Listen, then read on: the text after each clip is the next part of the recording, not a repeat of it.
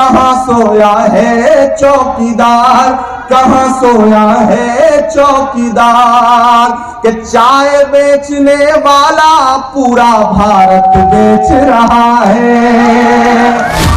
झील में पानी बरसता है यहाँ गुजरात में, खेत पानी को तरसता है यहाँ गुजरात में, जिंदगी का हाल खस्ता है यहाँ गुजरात में, दूध महंगा खून सस्ता है यहाँ गुजरात में।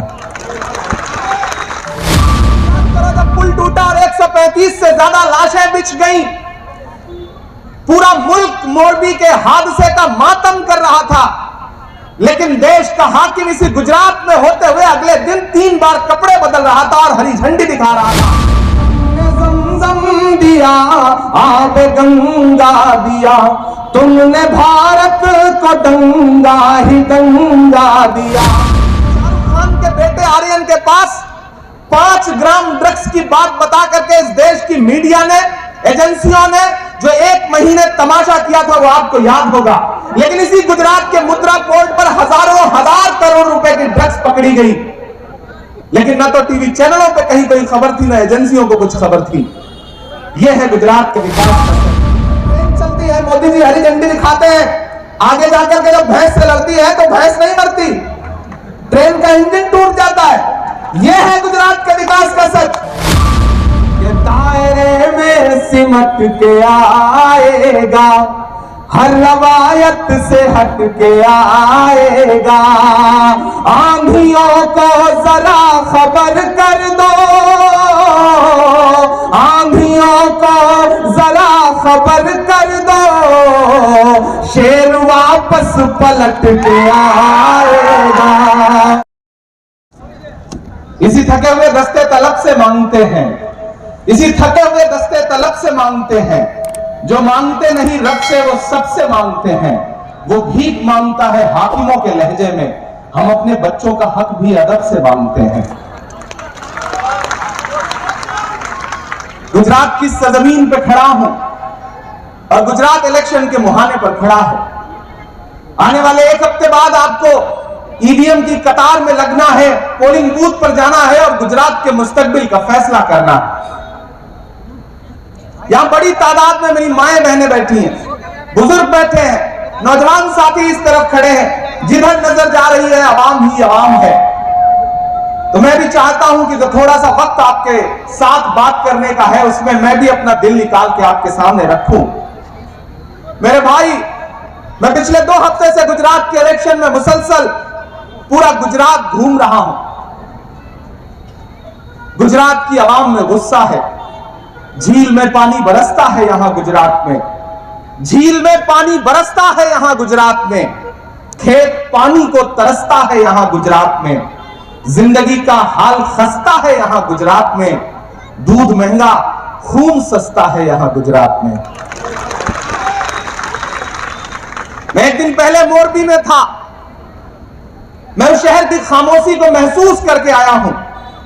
उस शहर में एक ऐसी खामोशी है कि 135 लाशें बिछी थी उस शहर में। वो तमाम आंसुओं से भीगा है वो शहर। मैं उस शहर से होके आया हूं, तब मैं ये बात कह रहा हूं कि दूध महंगा खून सस्ता है यहां गुजरात में।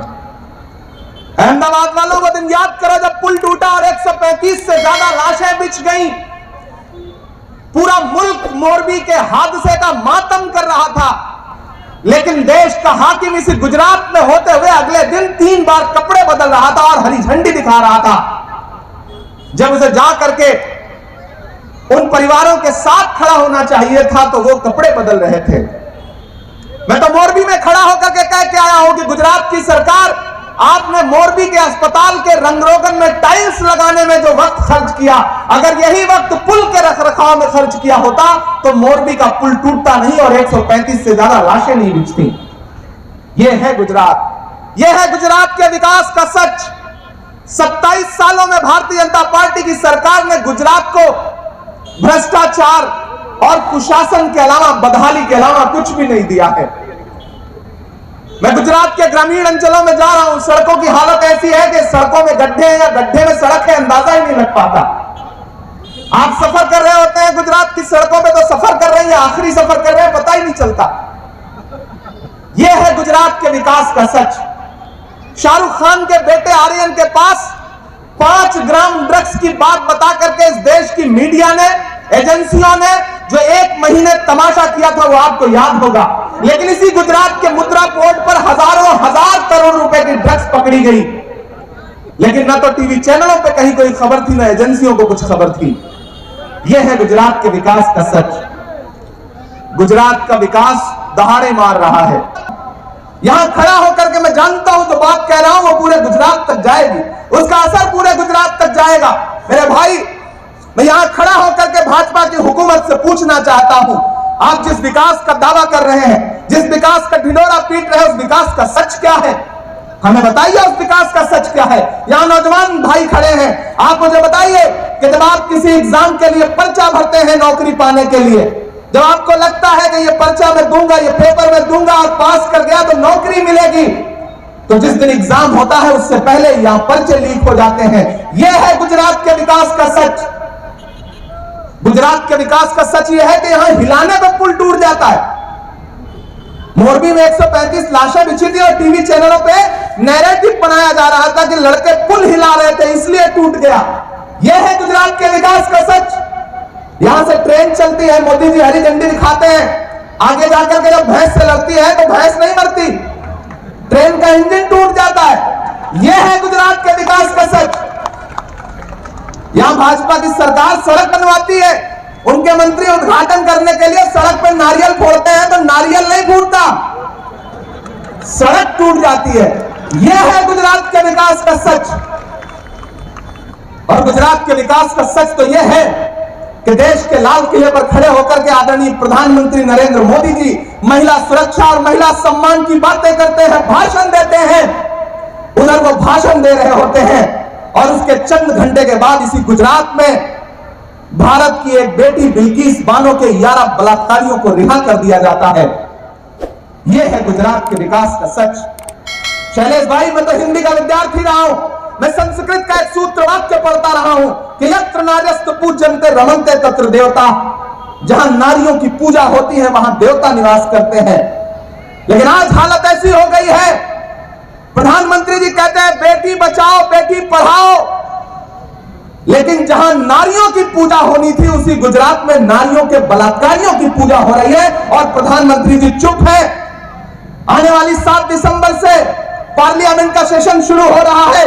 मुझे दुआ दीजिए, मुझे ताकत दीजिए कि मैं वहां प्रधानमंत्री जी की आंख के सामने खड़ा होकर के उनकी नजर से नजर मिला के उनसे पूछूं कि प्रधानमंत्री जी आपके बेटी बचाओ बेटी पढ़ाओ नारे का सच क्या है? झूठा है आपका नारा, खोखला है आपका नारा। अगर आपका नारा सच्चा होता तो आप भारत की बेटी बिल्किस के लिए कुछ लफ्ज जरूर बोलते। यह है इनके विकास का सच। इनका विकास ऐसा है कि गुजरात में शराब बंदी है, लेकिन 70 से ज्यादा मौतें एक दिन जहरीली शराब पीने से होती हैं। यह है गुजरात के विकास का सच। गुजरात के विकास का सच यह है कि 5233 विद्यालय बंद होने के कगार पर आ गए हैं स्कूल।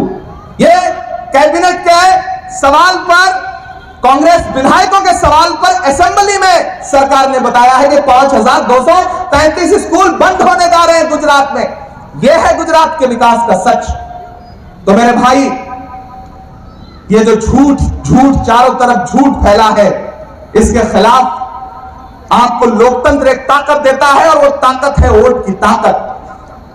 और इस ताकत का इस्तेमाल करना है आपको, और आप अपने यहां उसका इस्तेमाल करके शैलेश परमार को जिताएंगे। महंगाई का आलम यह है कि आटा चावल दूध दही पनीर छाछ लस्सी सब कुछ महंगा कर दिया, बच्चों की पेंसिल तक महंगी कर दी। और पिछले सेशन में जब हम लोग खड़े होकर के देश की वित्त मंत्री निर्मला ताई से पूछ रहे थे कि महंगाई क्यों बढ़ाई, तो वो खड़ी होकर के हैरत से कह रही कि देश में महंगाई कहां है। मैं चश्मदीद हूं, मैं खड़े होकर के नारे लगा रहा था सदन में और निर्मला जी कह रही थी कि महंगाई कहां है। हम तो उनसे उसी दिन से पूछ रहे हैं और वो कह रही है कि महंगाई कहां है, लेकिन हम उनसे पूछ रहे हैं कि कहां सोया है चौकीदार, कहां सोया है चौकीदार। मैं किस वाले चौकीदार की बात कर रहा हूं? आप समझदार लोग हैं, आप बहुत समझदार लोग हैं, समझ जाएंगे, मुझे पता है कि कहां सोया है चौकीदार, कहां सोया है चौकीदार। गैस सिलेंडर की कीमत भी 1000 के पार, कहां सोया है चौकीदार, कहां सोया है चौकीदार। जो इधर बैठे हैं उन्हें सीधे सीधे नजर आ रहा है तो वो इस पूरी सभा में शामिल है। जो इधर बैठे हैं, बैठे क्या है, खड़े हैं, मैं उनसे भी गुजारिश करूंगा कि मैं आपको देख रहा हूं, आप भी मुझे देख ही रहे होंगे, मैं आपको भी देख रहा हूं, आप शामिल हो। ऐसा ना लगे कि आप सरकार को बाहर से समर्थन दे रहे हैं, चुपचाप खड़े हैं। ये जो बीच में दीवार है, इसके इस पार आप खड़े हैं, मैं आपको देख रहा हूं, आप भी शामिल हो। इधर पीछे लोग खड़े हैं, शहजाद भी जिधर नजर दौड़ाओ आदमी ही आदमी है। यह है शाह आलम दरगाह और उसके आसपास का जो जज्बा है, मैं इस जज्बे को सलाम करता हूं। यहां स्टेज पे जितनी भीड़ है आजकल भाजपा के नेताओं में, उतनी सामने भीड़ हो रही है, यह हालत हो गई है। यह है अहमदाबाद और इस विधानसभा का जलवा। मैं पढ़ता हूं, कहां सोया है चौकीदार, कहां सोया है चौकीदार। गैस सिलेंडर की कीमत भी 1000 के पार, कहां सोया है चौकीदार, कहां सोया है चौकीदार। के चाय बेचने वाला पूरा भारत बेच रहा है। इतने से काम नहीं चलेगा, इतने से काम नहीं चलेगा। क्या मैं सच बोल रहा हूं? अगर मैं सच बोल रहा हूं तो सच की तारीफ कौन करेगा? आपको ही करना पड़ेगा, आपको ही मोहर लगाना पड़ेगा मेरी बात पर। पीछे तक जो लोग हैं, मैं फिर से पढ़ता हूं, आप फिर से इसमें शामिल हो, तारीफ करें मेरे इस हिम्मत के लिए कि चाय बेचने वाला पूरा भारत बेच रहा है। इधर वालों ने तारीफ कर दी, इधर वाले अभी भी फॉर्म में नहीं आए। मुझे लगना चाहिए कि आप आगे, जब तक एक आदमी शामिल नहीं होगा तब तक मुझे लगेगा कि मैं अहमदाबाद के जिंदा दिल लोगों के बीच में नहीं खड़ा हूं, जिसके लिए अहमदाबाद जाना जाता है, जिस हौसले के लिए, जिस जुनून के लिए। मैं फिर से पढ़ता हूं कि चाय बेचने वाला पूरा भारत बेच रहा है। अब लगा कि मैं जिंदा दिल लोगों के बीच में। इधर जो लोग खड़े हैं ये भी, कि चाय बेचने वाला पूरा भारत बेच रहा है। इसी काम में हासिल उसे महारत बेच रहा है। रेल बिक गई, तेल बिक गया, बिका हवाई अड्डा। अब तैयार है ना पहुंचाना दिल्ली तक कि रेल बिक गई, तेल बिक गया, बिका हवाई अड्डा। सब कुछ बिकता देख के खुश है अपने जेपी नड्डा। कि जनता महंगाई की मारी करती हाहाकार, कहां सोया है चौकीदार, कहां सोया है चौकीदार। पेट्रोल और डीजल की कीमत रही सैकड़ा मार, कहां सोया है चौकीदार, कहां सोया है चौकीदार। आप बहुत अच्छा सुन रहे हैं, बहुत अच्छे लोग हैं, बड़े जिंदा दिल लोग हैं। मुझे तो आपसे ये कहना है कि जो लोकतंत्र का उत्सव है ये आपको ताकत देता है। ये कह रहा हूं कि ये लड़ाई संविधान को बचाने की, ये लड़ाई आईन को बचाने की है। आजकल हालत ये है कि राहुल जी भारत जोड़ो यात्रा में है, लेकिन भारतीय जनता पार्टी का जितना भी नेता, जो जो मुख्यमंत्री गुजरात में आते हैं, उनके निशाने पर कोई और नहीं है, सिर्फ और सिर्फ राहुल गांधी है। एक वो असम के मुख्यमंत्री जी आए हैं, उनका बयान है कि राहुल गांधी के चेहरे में उनको सद्दाम हुसैन दिखते हैं दाढ़ी में।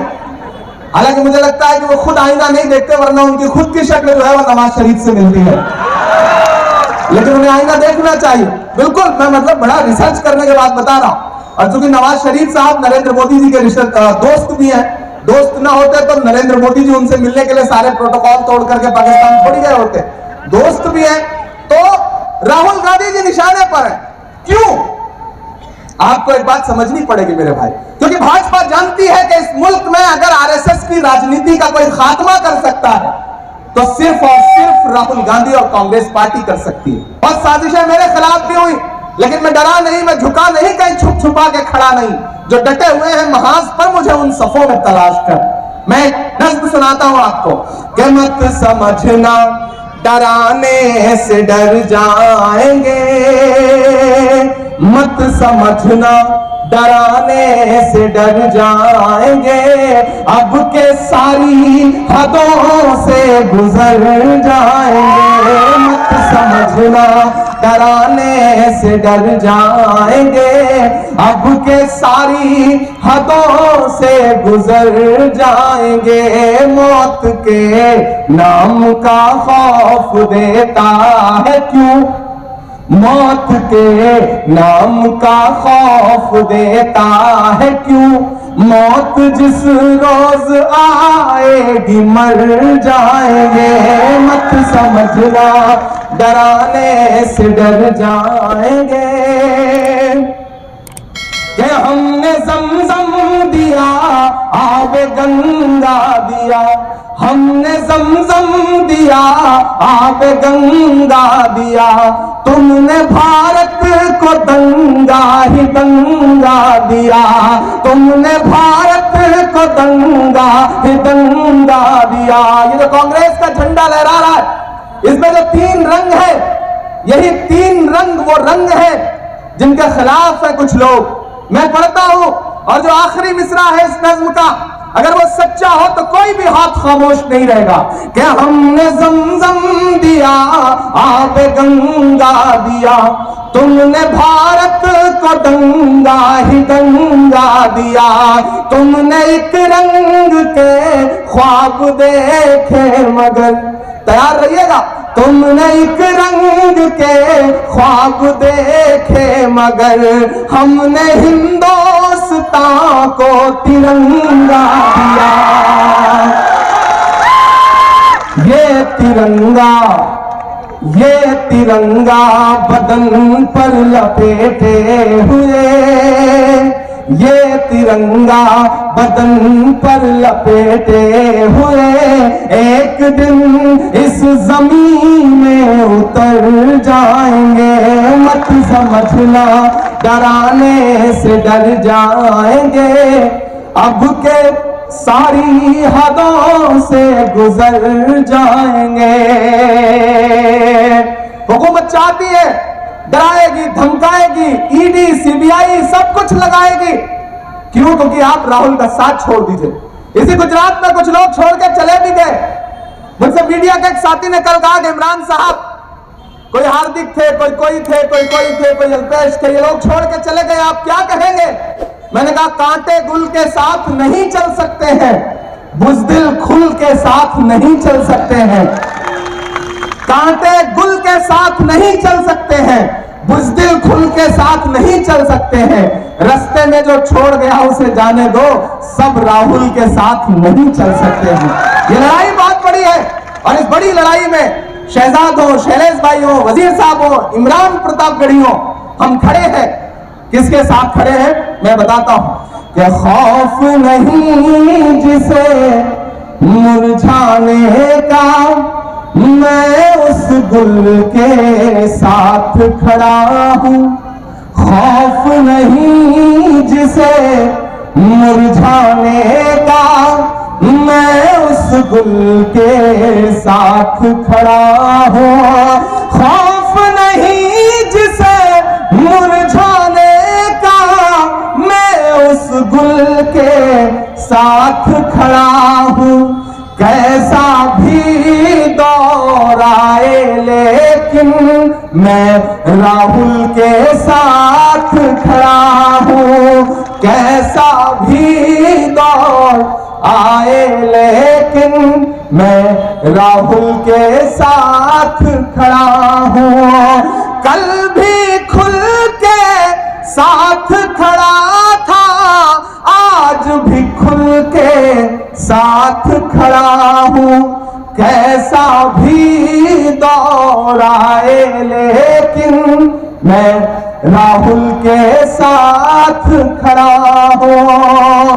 मुझे शैलेश भाई की जो एक चीज सबसे हमेशा अच्छी लगी कि जब भी मैं शैलेश भाई से मिला, मुझे हमेशा अशोक शाहिर का एक शेर याद आया कि मैं तुम्हें अपने उसूलों की कसम देता हूं, मुझको मजहब के तराजू में न तौला जाए, मैंने इंसान ही रहने की कसम खाई है, मुझको हिंदू या मुसलमान न समझा जाए। हमेशा जब भी मैं शैलेश भाई से मिलता हूं, शैलेश भाई इधर आइए, शैलेश भाई से मैं जब भी मिलता हूं, मुझे कभी नहीं लगा कि मैं किसी हिंदू से मिल रहा हूं, किसी मुसलमान से मिल रहा हूं। मुझे हमेशा यह लगा कि मैं एक इंसान से मिल रहा हूं, एक भाई से मिल रहा हूं, एक ऐसा भाई जिसके लिए इंसानियत सबसे बड़ा धर्म है।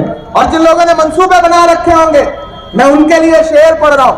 और अगर सच्चा हो तो आपकी तालियों का शोर जो है वो दिल्ली में जो हाकिम बैठा है, जिसे लगता है कि गुजरात जो जैसा वो चाहेगा वैसा चलेगा, उस तक पहुंचाना कि दायरे में सिमट के आएगा।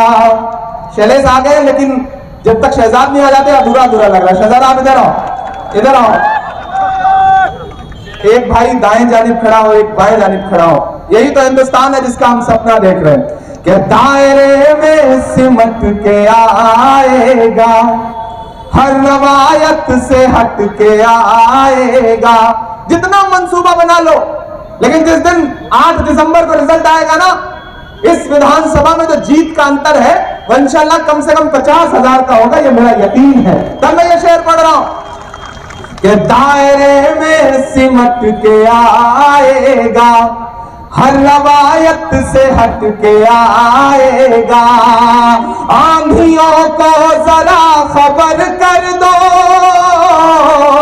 आंधियों को जरा खबर कर दो, शेर वापस पलट के आएगा, शेर वापस पलट के आएगा। आएगा कि नहीं आएगा? आएगा कि नहीं आएगा? बोलो